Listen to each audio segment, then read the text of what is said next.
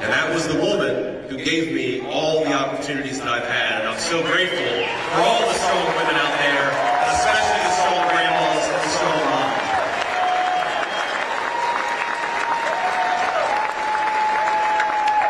So I have lived the American dream. In fact, I'm living it right now with you all. Getting to spend great time and having a lot of fun here in the great state of Nevada. But friends, the dreams that we have for our country and our families, you better believe it, they are on the ballot in November.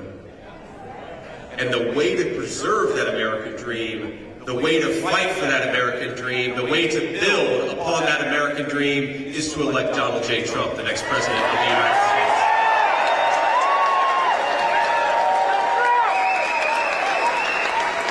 Now, let's talk about the contrast between Kamala Harris and Donald Trump. Kamala Harris's vision is for open borders and closed factories. Kamala Harris wants a government that tells you how to live your life, and she wants smaller family bank accounts. Kamala Harris is promising widespread war while American citizens pray for peace. And remember, Trump delivered peace. Wasn't it amazing? Kamala Harris pledged to ban fracking, which would destroy the energy economy in this country. She vowed to end offshore drilling. She co-sponsored the Green New Scam.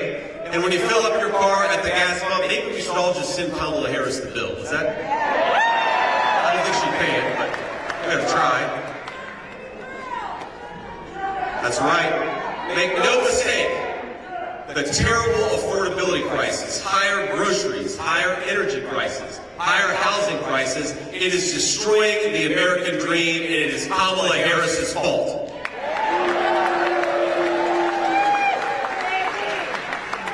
Now, President Trump, of course, built the strongest economy in the history of our country.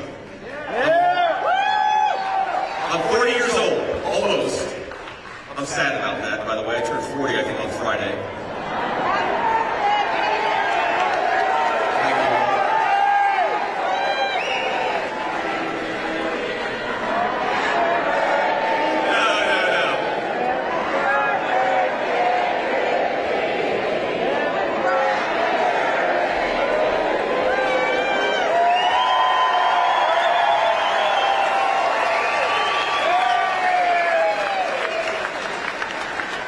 Beautiful singing voices, great energy. You've got everything here in Las Vegas. But remember, for 40 years, we had declining wages for workers.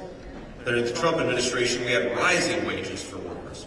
And it's common sense. How did he do it? He delivered a giant tax cut for hardworking families.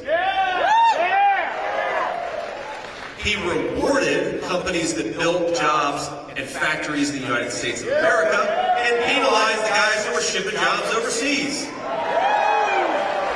He unleashed the entrepreneurial spirit that drives American innovation.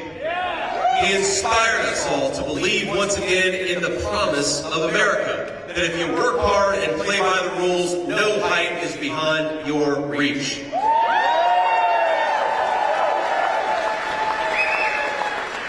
And Kamala Harris has broken, I think, that foundational promise that if you work hard and play by the rules, you ought to be able to live a good life in this country.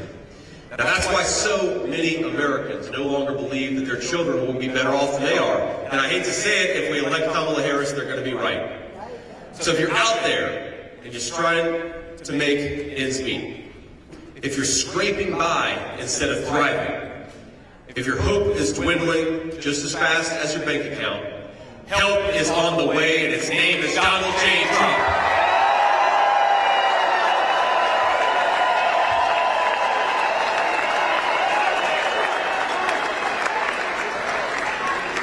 We need a president who is going to make this country wealthy again. We need a president who's going to make life affordable again. We need a president who's going to tell our great American energy workers, drill, baby, drill.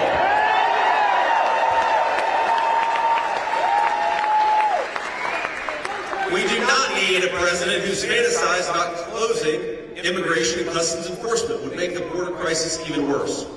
We do not need a president who wants to turn our cities into sanctuaries for criminal aliens and then defund the police so there's no one at home to stop him. But the clock is ticking on Kamala Harris. 6 months from now, President Trump will launch the largest deportation program in American history.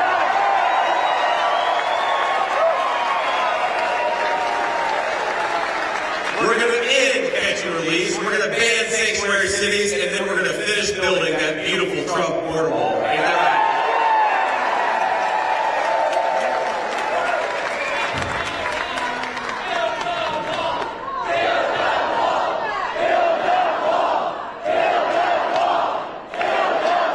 Now, when rioters and looters, remember that in the summer of 2020, burned American cities to the ground, Kamala Harris was trying to bail all of them out of jail. The criminals she helped free included an alleged knife murderer, a convicted rapist, a domestic abuser who later shot and killed a man. Isn't that crazy? Now she wants to end cash bail so that if you assault a police officer, you can be out the next day. She also wants to confiscate firearms from law-abiding American citizens. In other words, she wants to abolish your Second Amendment rights even as she lets more and more dangerous criminals on the street. And we're not going to let her, ladies and gentlemen. We're going to boot her out of office.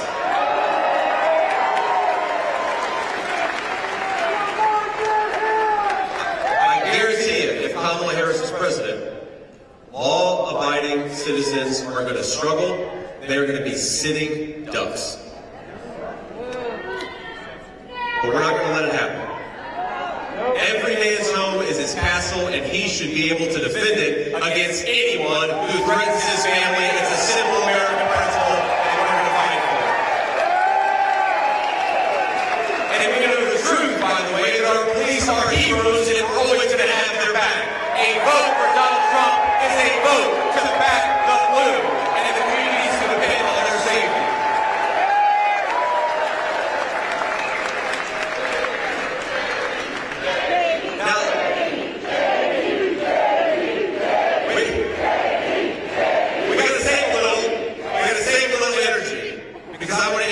Two of this community's finest. Nicholas Pappas, where's Nicholas? Stand up, sir.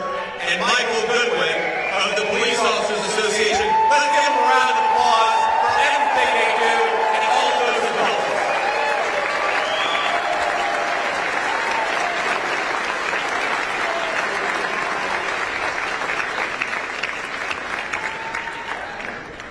Now together, we're going to save this country for every American of every race, color, and creed.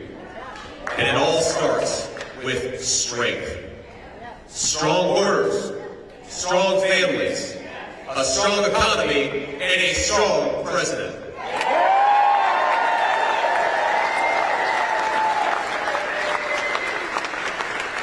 And of all Kamala Harris's faults, the worst of all is that she has left this country weak and vulnerable. The entire world now knows that she helped cover up Joe Biden's declining mental capacity for years. And now our country is saddled with a president who can't do the job. And if you think it's bad, my friends, we've seen only what's happening when the cameras are on. What do you think Joe Biden's like when he's sitting in a room with world leaders? Our adversaries are licking their chops, and the world is in disarray because of weak American leadership. Now, anyone who is too blind to see Biden's incompetence, or more likely too dishonest to admit it, is not fit to serve as commander-in-chief of this country.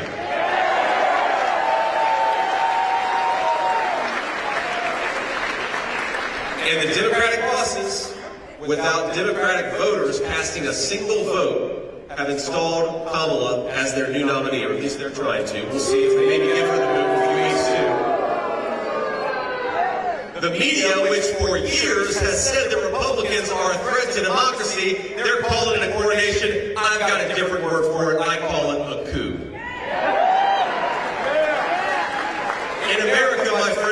not crown our leaders, we vote for them. Remember, in the 2020 Democrat primary, Harris dropped out a month before the first vote was even cast. She was so unpopular, she polled in the single digits even among Democrats her entire campaign. She wasn't in the top 3 in her home state of California. We've got to give credit where it's due. Maybe we aren't Democrats, but the Democrats were right in 2020. We don't want a wacky San Francisco liberal serving as commander-in-chief. We don't want Kamala Harris.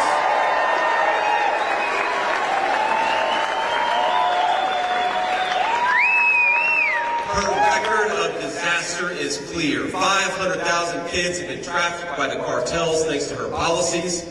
Hundreds of thousands of our citizens are dead from fentanyl thanks to her policies. Hardworking Americans cannot afford groceries or rent because of her policies. And my question to the American people is, do you want a president who is disloyal to this country, or do you want one who is willing to take a bullet for it? I think I know the answer.